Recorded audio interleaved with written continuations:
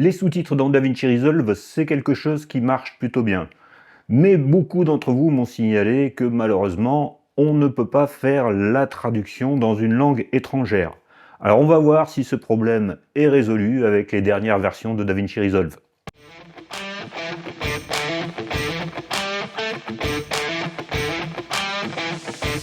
Bonjour et bienvenue sur Pix'n'Light. La dernière mise à jour de DaVinci Resolve a eu lieu en décembre 2025, je crois, et nous sommes en janvier 2026. Avant, la traduction des sous-titres ne fonctionnait pas très bien. Nous allons faire le point aujourd'hui et faire un test ensemble.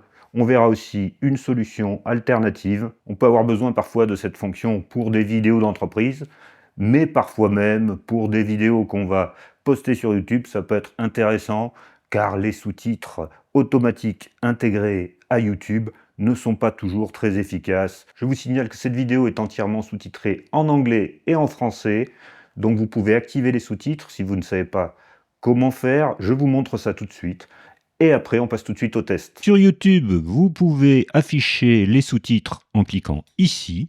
Donc les sous-titres s'affichent, ce sont des sous-titres que j'ai générés avec DaVinci Resolve. Et si je veux changer la langue, je vais dans Paramètres, je vais dans Sous-titres, je choisis Anglais, et en choisissant Anglais, je visualise les sous-titres que j'ai générés moi-même et que j'ai importés sur YouTube pour avoir un sous-titrage en anglais correct. Donc on va voir comment on peut faire tout ça avec DaVinci Resolve. Nous nous retrouvons dans DaVinci Resolve, c'est la version 20.3.1 qui est à jour aujourd'hui en janvier 2026. Et nous allons créer des sous-titres pour une vidéo que j'avais réalisée pour la chaîne YouTube. C'est une vidéo en français, nous allons créer des sous-titres en français et des sous-titres en anglais. Pour créer nos sous-titres en français, on va dans Timeline, Outils IA, créer des sous-titres, de l'audio. Ici, j'ai différents paramétrages possibles. On ne va pas s'attarder là-dessus dans cette vidéo. J'avais fait une autre vidéo sur la création des sous-titres. On va simplement sélectionner la langue, le français, et on va faire créer. Ça y est, mes sous-titres ont été créés. La piste de sous-titres a été créée avec tous les sous-titres. Mais je vois qu'il y a des imperfections. Alors on va tout de suite regarder comment améliorer ça. Ici, j'ai David Christinsol. Donc, c'est pas ça qui m'intéresse. Donc, je vais annuler ceci. Je fais CTRL Z ou commande Z selon que je suis sur PC ou sur Mac. Je vais recommencer cette opération. Je vais dans Timeline, Outils IA, créer les sous-titres avec l'audio. Et là, je vais cocher la case Activer la prise en charge de langue étendue qui va me permettre d'avoir des sous-titres de meilleure qualité. On va voir ça tout de suite. Je vais sélectionner la langue française tout de même. Voilà, je choisis le français, je fais créer. Voilà, les sous-titres ont à nouveau été créés. Je vois ici que la transcription est meilleure. Par exemple ici, DaVinci Resolve 20, il a bien compris ce que c'était. Alors cette piste de sous-titres, je vais la nommer en double-cliquant. Je vais la nommer français. Alors maintenant, on va essayer de créer une piste de sous-titres en anglais. Donc je vais ici, je fais un clic droit, ajouter une piste de sous-titres. Je vais sélectionner, activer cette piste de sous-titres. Voilà, c'est bien la piste de sous-titres 2 qui est activée. Je vais retourner dans mon menu Timeline, Outils IA, créer des sous-titres avec l'audio. Je garde la case Activer la prise en charge de la langue étendue cochée et je vais sélectionner Anglais. Et là, je fais créer et j'ai une nouvelle piste de sous-titres qui a été créée, mais elle est en français. Elle est désespérément en français. Alors des fois ça marche, des fois ça ne marche pas, la traduction. Donc c'est un peu aléatoire en fonction des vidéos. Je vais annuler ça et on va voir si sur une partie seulement de la vidéo ça marche.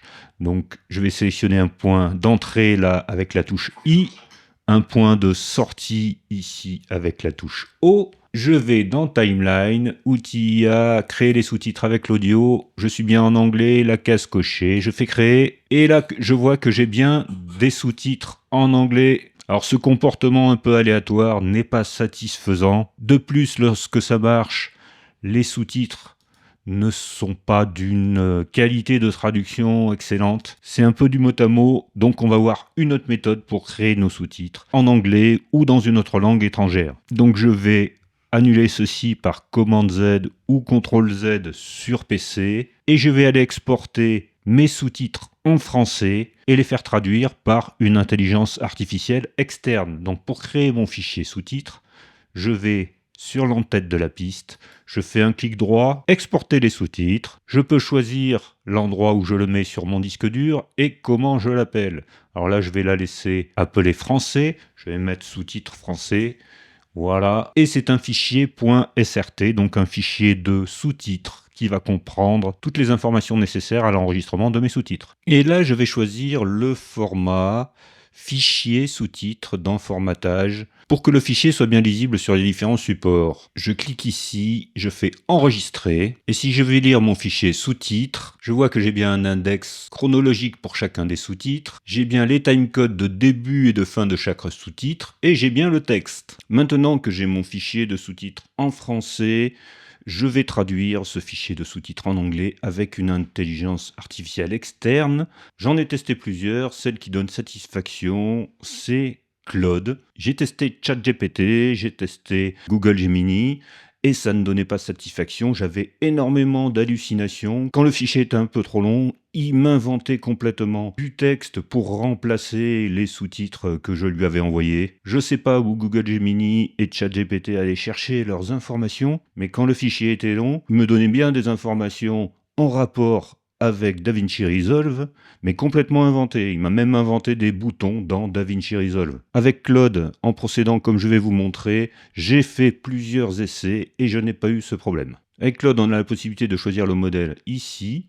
Le modèle gratuit le plus évolué est Sonnet 4.5. Après, pour accéder à Opus 4.5, il faudra avoir une version payante et un abonnement. Donc on va utiliser ce modèle-là et on va lui demander tout de suite, peux-tu traduire le contenu d'un fichier SRT du français vers l'anglais. Donc respectez bien la procédure que j'ai testée et les prompts que j'ai utilisés, car si on tape autre chose ou si on ne respecte pas bien cette procédure, on risque d'avoir des résultats différents et peut-être des résultats moins bons. Je clique sur envoyer, donc là il me répond oui, je peux traduire les sous-titres SRT du français vers l'anglais. Pour ce faire, copier-coller le contenu directement dans le chat ou uploader le fichier SRT en utilisant le bouton de téléchargement. Alors j'ai testé les deux, ce qui marche le mieux, c'est copier-coller le contenu directement dans le chat. L'upload du fichier SRT peut poser des soucis parfois, donc copier le contenu directement dans le chat. Donc je vais copier le contenu.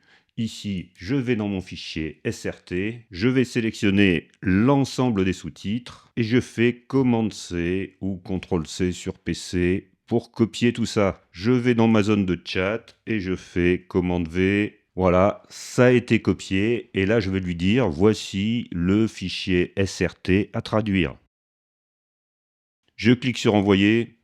Et la traduction commence, donc ça prend un certain temps, c'est fonction de la longueur de votre fichier. À noter que vous serez limité dans la possibilité de faire ces traductions dans la version gratuite de Claude. D'après mes tests, il est possible de traduire gratuitement entre 20 et 30 minutes en fonction de votre fichier. Et après 20 à 30 minutes, vous serez bloqué pour environ une demi-journée avant de pouvoir recommencer une traduction. Donc si vous avez une vidéo très longue, vous aurez la possibilité de réaliser une traduction en séparant en différents blocs votre fichier de sous-titres. Vous pouvez copier d'abord une partie et la faire traduire, et ensuite copier une deuxième partie et la faire traduire un peu plus tard. Voilà, la traduction a été effectuée. Je vais maintenant télécharger les sous-titres, puisqu'il m'a créé un fichier SRT que je peux télécharger.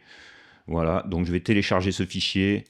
Le fichier étant téléchargé, je vais aller le mettre ici avec mon fichier sous-titres en français. Donc je vais dans mes téléchargements et je vais mettre mes sous-titres ici. Il m'a donné un nom anglais, je vais renommer ça. Renommer, je vais l'appeler ST anglais.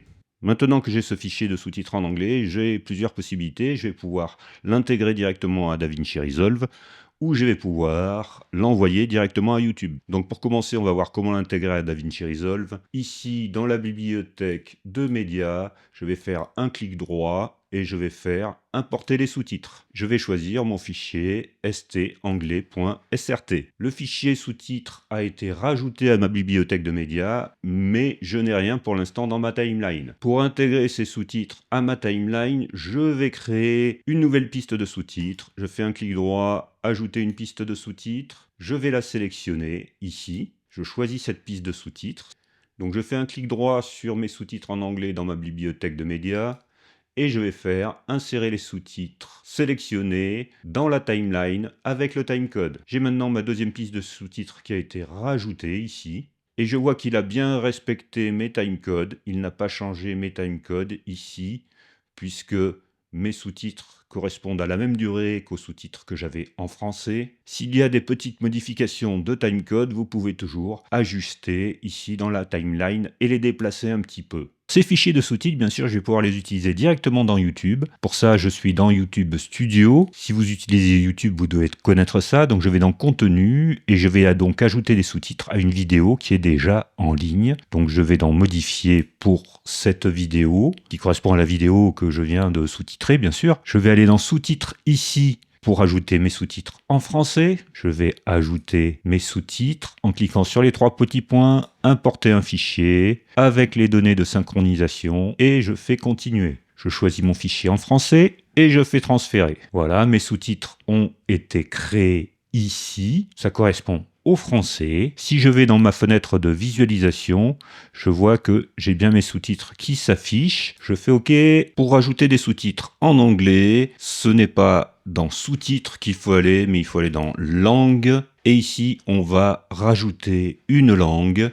Ajouter une langue, anglais. Et voilà, je vais pouvoir ajouter des sous-titres manuels et je vais cliquer sur importer un fichier avec les données de synchronisation, continuer, mon fichier sous-titres en anglais, je fais transférer et voilà, maintenant j'ai tous mes sous-titres en anglais qui ont été rajoutés. Si je veux faire des corrections, bien sûr, je peux le faire ici, mais là je vais faire simplement publier. Je vois bien que j'ai une langue en anglais avec des sous-titres publiés. Maintenant, on va pouvoir aller vérifier tout ça sur la vidéo. Alors si je fais lecture, je n'ai pas de sous-titres. Si je clique ici, j'ai des sous-titres, mais c'est des sous-titres générés automatiquement par YouTube qui ne sont plus ou moins précis. Je vois que j'ai DaVinci Resolve 20. Donc je vais aller passer sur mes sous-titres que j'ai générés moi-même et qui sont plus qualitatifs. Je vois ici, si je vais dans les paramètres de ma vidéo, j'ai les sous-titres générés automatiquement. Je vais passer sur les sous-titres français que j'ai saisis moi-même, que j'ai téléchargés moi-même. Et voilà, maintenant, j'ai mes sous-titres en français. Si je souhaite passer sur les sous-titres en anglais, je retourne dans mes paramètres et je vais dans mes sous-titres en anglais et j'ai mes sous-titres en anglais. Si dans DaVinci Resolve, je souhaite faire un export avec les sous-titres, je vais pouvoir activer une piste de sous-titres.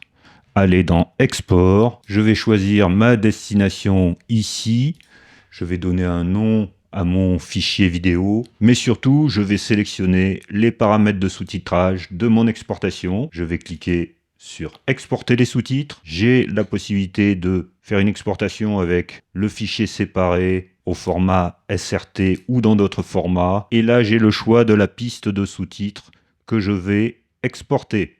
Si je choisis français ou sous-titre 2, qui est le sous-titre en anglais ici. Si je choisis d'exporter mes sous-titres incrustés à la vidéo, je vais avoir mes sous-titres dans la vidéo et je vais pouvoir choisir les sous-titres que j'exporte ici en activant ou en désactivant la piste. Alors pour ça, je ne peux pas le faire dans la page exportation. Je vais devoir retourner à la page montage. Je peux activer les sous-titres en français et faire mon exportation avec des sous-titres en français ou dans la page montage toujours, activer les sous-titres en anglais et faire mon exportation avec les sous-titres en anglais. Dans la dernière vidéo que j'ai publiée, je vous parlais d'une formation DaVinci Resolve financée pour les entreprises. Je vous donnerai bientôt des nouvelles, mais n'hésitez pas à me contacter si vous avez besoin d'informations. En tout cas, je vous remercie d'avoir suivi cette vidéo. À très bientôt sur Pixel Light. Au revoir.